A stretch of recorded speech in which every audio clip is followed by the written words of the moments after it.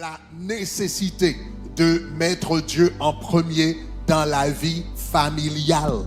Donc nous avions vu la semaine dernière Élie qui était sacrificateur, qui avait des enfants, mais il avait placé ses enfants au-dessus de Dieu.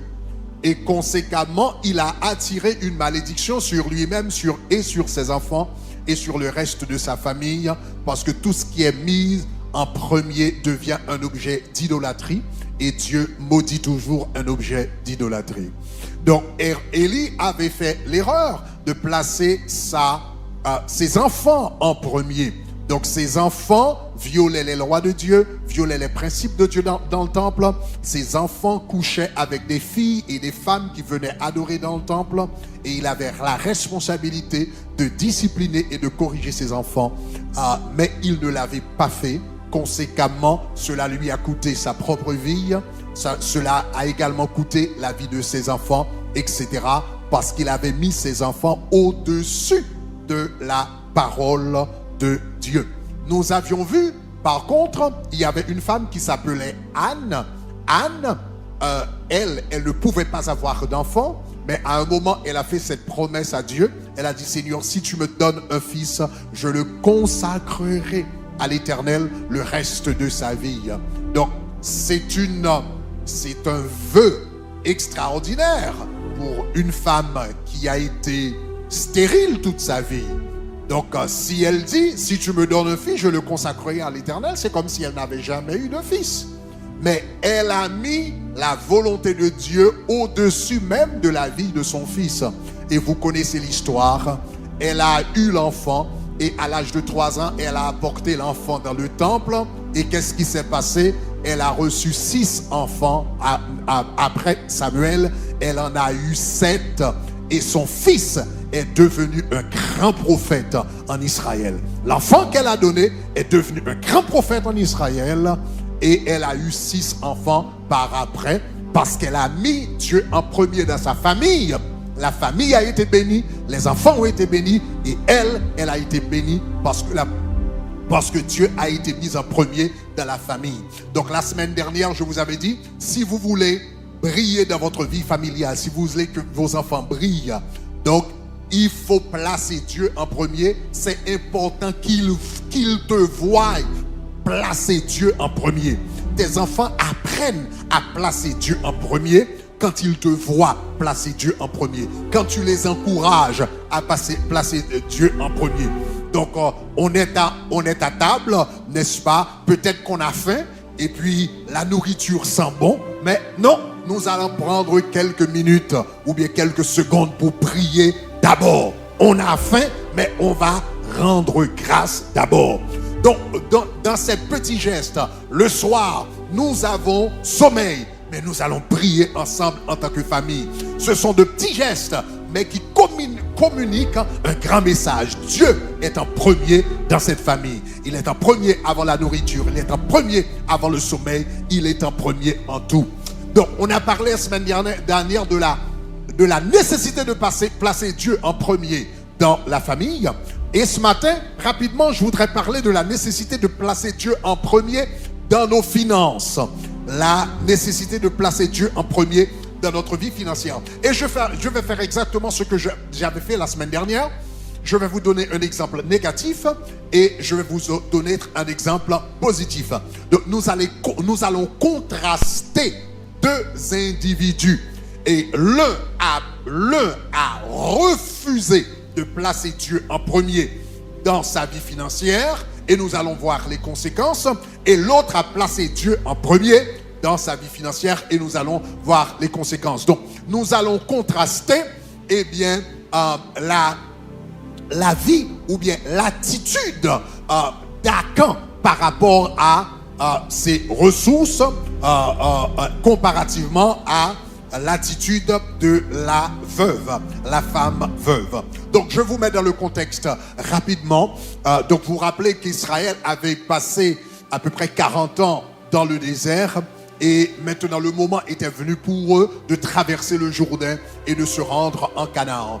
Maintenant, vous connaissez bien l'histoire, je ne vais pas vous raconter tous les détails, mais la Bible dit ils ont traversé le Jourdain Donc ils se sont retrouvés devant Jéricho. Le Seigneur leur avait donné des instructions spécifiques. Quand ils s'approchaient de Jéricho, le Seigneur leur avait dit que vous allez mettre tout d'abord l'arche de l'Éternel en tête. Vous allez mettre d'abord l'arche de l'Éternel, deuxièmement les sacrificateurs et troisièmement les soldats et le peuple. Mais on va mettre d'abord l'arche de l'Éternel. En d'autres termes, tout ce qui allait se faire par la puissance de Dieu. Mettre l'arche en premier veut dire la présence de Dieu en premier, la gloire de Dieu en premier. En d'autres termes, ce n'était pas le peuple qui allait vraiment conquérir Jéricho, c'était l'arche de l'Éternel qui allait conquérir Jéricho. C'était l'arche de l'Éternel qui allait fendre, le Jourdain en deux. C'était l'arche de l'Éternel qui allait donner la victoire sur les géants qui se trouvaient dans cette terre. Donc, ils ont mis l'arche de l'Éternel en premier et le Seigneur leur a accordé la victoire sur Jéricho, sur cette muraille épaisse. Le Seigneur leur a accordé la victoire sur les géants. Le Seigneur leur a accordé la victoire sur les soldats de Jéricho. Mais Dieu leur avait donné une simple instruction. Le Seigneur leur avait dit: je vous donnerai la victoire sur les géants, sur Jéricho, sur tout ce qui, sur tous les ennemis à l'intérieur de Jéricho. Mais il y a une seule condition. Il y a une seule condition. Rapidement, la condition, c'est dans Josué chapitre 6 que nous la trouvons ici, dans Josué chapitre 6. Le Seigneur leur avait dit, dans Josué chapitre 6, je vais vous accorder la victoire sur Jéricho, mais il y a une seule condition. La condition, c'est que, Josué 6, verset 17, la ville, je vais vous donner Canaan. Maintenant, en Canaan, il y aurait plusieurs villes. Haï, Gabaon, etc., etc., etc. Vous allez avoir toute la terre de Canaan, mais il y a une condition. La condition, c'est quoi? Donc, quand vous serez arrivé à Jéricho, quand je vous aurai donné Jéricho, ce que vous allez faire, voilà ce que vous allez faire avec cette ville. Verset 17. La ville, Jéricho, sera dévouée à l'Éternel par interdit. Je vais vous donner Canaan. Et la première ville que vous allez conquérir serait Jéricho. Mais Jéricho, vous n'aurez pas le droit vous n'aurez le droit de rien toucher à Jéricho. Toute la ville de Jéricho sera dévouée à l'Éternel par interdit. En d'autres termes, vous n'allez pas toucher les objets que vous trouverez à Jéricho. Pourquoi? Parce que Jéricho était la première ville. Et tout ce qui est premier dans la Bible appartient à l'Éternel. Donc le premier jour de la semaine, le dimanche, nous adorons Dieu, n'est-ce pas? Les premières heures de la journée appartiennent à l'Éternel. Les premiers fils dans la Bible appartenaient à l'Éternel, qui avait été remplacé par les sacrificateurs. Donc tout ce qui était premier, cherchez premièrement le royaume et la justice, et toutes ces choses te seront données par-dessus. Donc tout ce qui est en premier dans la Bible appartient à l'Éternel. Et en réalité, le Seigneur ne demande pas le premier parce que vraiment il en a besoin, mais c'est sa façon de sonder notre cœur. Parce que ce que tu places en premier, c'est ce que tu valorises le plus. Est-ce qu'on est d'accord? Ce que tu places en premier, c'est ce que tu valorises le plus.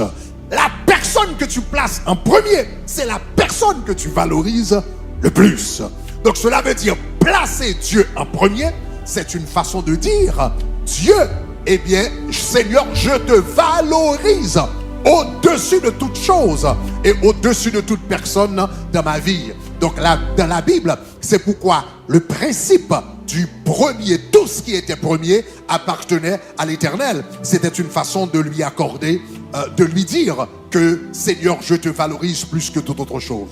Donc le Seigneur leur a dit, la ville sera dévouée à l'Éternel par interdit, elle et tout ce qui s'y trouve, mais on laissera Arabe. Verset 18, le Seigneur dit, gardez-vous seulement de tout ce qui sera dévoué par interdit, etc. Verset 19, le Seigneur a dit, tout l'argent, tout l'or, tous les objets d'airain, de fer seront consacrés à l'Éternel. Donc quand vous serez arrivé à Jéricho, vous n'allez pas toucher l'argent, vous n'allez pas toucher l'or, vous n'allez pas toucher l'airain, vous n'allez pas toucher le fer. Tous ces objets précieux seront consacrés à l'Éternel dans le temple de l'Éternel. Donc c'était l'instruction qui a été donnée et le peuple est parti à la guerre et le Seigneur leur a accordé la victoire sur Jéricho, sur les géants, sur Canaan. Les murailles ont effondré comme le Seigneur avait promis. Donc la parole de l'Éternel s'est accomplie. Et maintenant, quand les gens sont arrivés à Jéricho, ils ont vu de l'or partout, ils ont vu de l'argent partout, de l'airain partout, et des gens prenaient de l'or, de l'argent, de l'airain et les apportaient au temple de l'Éternel, les apportaient à la tente, les apportaient au sacrificateur. Mais il y a un homme qui ne pouvait pas résister la tentation de s'approprier de l'or qu'il avait vu, de s'approprier de l'argent qu'il avait vu, de s'approprier de l'airain qu'il avait vu, de s'approprier des beaux vêtements qu'il avait vus. La Bible dit, il les a pris, et la Bible dit, et il les a pris et les a cachés dans sa tente. C'est ce que la Bible nous dit. Et cet homme s'appelait Akan. Et la Bible dit que maintenant Israël avait gagné la bataille sur Jéricho. Mais quand ils sont partis maintenant à la conquête de la seconde ville qui était Haï, Haï n'était pas aussi puissante que Jéricho. Haï n'était pas aussi peuplé que Jéricho. Haï n'était pas aussi fortifié que Jéricho. Haï n'était pas aussi bien gardé que Jéricho.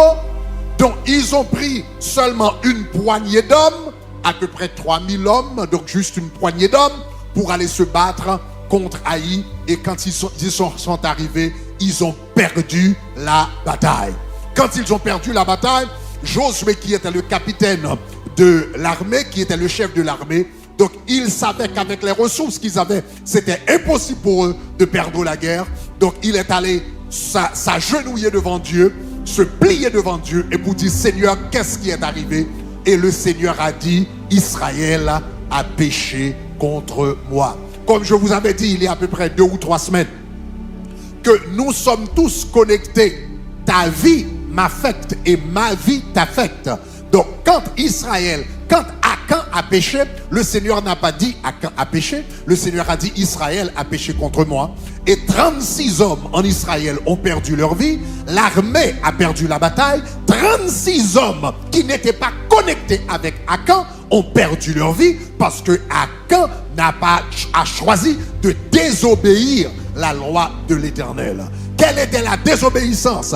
Il a refusé de mettre Dieu en premier. Et vous connaissez le reste de l'histoire. Le reste de l'histoire, c'est que Akan a été identifié. Akan était devenu un objet de malédiction. Donc lui, il a été identifié, il a été indexé, et bien comme un maudit, et cet homme a été lapidé. Malheureusement, en ce temps-là, sa famille également a été lapidée. Et tout ce qu'il possédait a été lapidé, tout ce qu'il possédait, tout ce qu'il avait touché, l'or qu'il avait touché, les vêtements qu'il avait touchés, tout ce qu'il avait touché a été éliminé, brûlé, etc. et jeté. Donc voilà, cet homme, il voulait gagner de l'argent, il voulait gagner de l'argent, gagner de l'or, gagner de l'airain, gagner du fer, en se mettant à la première place Et en se mettant à la première place, qu'est-ce qui est arrivé? Il a perdu l'or, il a perdu l'argent, il a perdu les reins, il a perdu les beaux vêtements, il a perdu sa propre vie et a attiré une malédiction sur sa famille et sur sa lignée. Parce qu'il n'a pas mis Dieu en premier. Il s'est mis en premier au lieu de mettre Dieu en premier. Chers amis, quand nous nous mettons en premier au lieu de mettre Dieu en premier dans notre vie, nous choisissons de prendre la place de Dieu, d'occuper la place de Dieu. Nous nous mettons en danger. Donc ça, c'est un exemple négatif d'un homme. Nous allons voir une femme. Elle a fait le contraire. C'est la femme que nous trouvons dans 1 Roi, chapitre 17. Et cette femme, c'est bizarre. Il s'agit d'une veuve. La Bible dit il y avait un temps de famine en Israël. Il y avait 3 ans de famine en Israël. Pendant ces 3 ans, la Bible dit le peuple se trouvait dans la famine, mais Élie, puisque c'était un serviteur de Dieu, le Seigneur a décidé de faire une exception particulière pour lui. Donc le Seigneur, la Bible dit, lui envoyait un corbeau. Il y a un corbeau qui lui était envoyé et ce corbeau lui apportait de la nourriture chaque matin et chaque soir. Et le corbeau lui apportait du pain et de la viande. Et chaque jour, cet homme mangeait du pain et de la viande. Donc imaginez-vous, pendant que tout le monde se trouvait dans la famine, cet homme mangeait de la viande chaque jour. Maintenant, il faut comprendre, dans cette culture, manger de la viande. Je sais par exemple aux États-Unis, nous mangeons de la viande chaque jour. Nous pensons ça, c'est la coutume du monde. Mais en réalité, pour vous qui avez peut-être grandi en Haïti, donc vous savez, pour beaucoup de personnes, on ne trouve pas la viande chaque jour. Donc généralement le dimanche, c'était une journée spéciale où on mangeait de la viande, etc. Donc cet homme, lui, il mangeait de la viande 2 fois par jour. Le corbeau, pendant que tout le monde avait faim, cet homme mangeait de la viande 2 fois par jour, chaque matin et chaque soir. Donc vous imaginez, donc le prophète vivait dans l'abondance pendant que les autres vivaient dans la faim. Maintenant, le moment était venu pour lui, que le Seigneur lui a dit, maintenant il n'y a plus d'eau dans la rivière, donc je vais vous envoyer quelque part d'autre pour trouver la nourriture.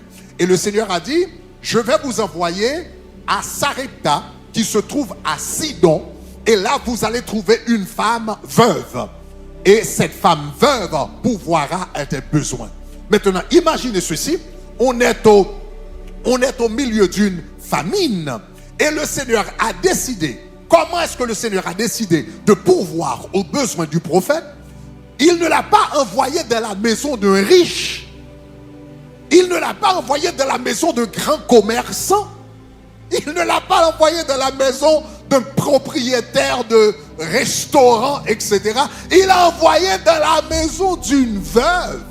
Une veuve, en ce temps, généralement, une veuve, c'était quelqu'un qui était veuve, était pauvre. Une femme veuve était carrément pauvre. Parce qu'en ce temps-là, il y avait vraiment que les hommes qui travaillaient. Donc une veuve, c'était une pauvre en ce temps. Le Seigneur a dit, eh bien, tu vas dans la maison de la veuve et elle se chargera elle prendra soin de toi. Donc dans 1 Roi chapitre 17, la Bible dit, le prophète est venu dans la maison de la veuve. Et arrivé dans la maison de la veuve, à Sarepta, il lui demanda de l'eau. Il lui dit, va me chercher, je te prie, un peu d'eau dans un vase. Elle est partie aller chercher de l'eau. Et quand elle est revenue, le prophète lui a dit, non, il me faut non seulement de l'eau, mais il me faut également de la nourriture. Donc le prophète a dit, eh bien, apporte-moi, eh bien, un morceau de pain, je te prie. Et la femme a répondu, je n'ai pas de nourriture cuite, apporte-moi quelque chose à manger. Apporte-moi quelque chose à manger, ou encore du pain. Elle a dit, je n'ai rien de cuit chez moi. Je n'ai rien de cuit chez moi. Il me reste qu'une poignée de farine et un pot d'huile dans une cruche. Alors je vais ramasser quelques bois et puis je vais cuire, je vais faire un petit gâteau et mon fils et moi, nous allons mourir. Et le prophète lui a dit, tu ne vas pas mourir. tu ne vas pas mourir. Donc, la farine que tu as, eh bien, ne va pas diminuer. L'huile que tu as ne va pas diminuer. Tant que dure la famille, il y aura de la provision pour toi. Mais il y a une seule condition. De la même manière que le Seigneur avait dit à Josué, je te donnerai toute la terre de Canaan. Mais il y a une seule condition. La première ville m'appartient.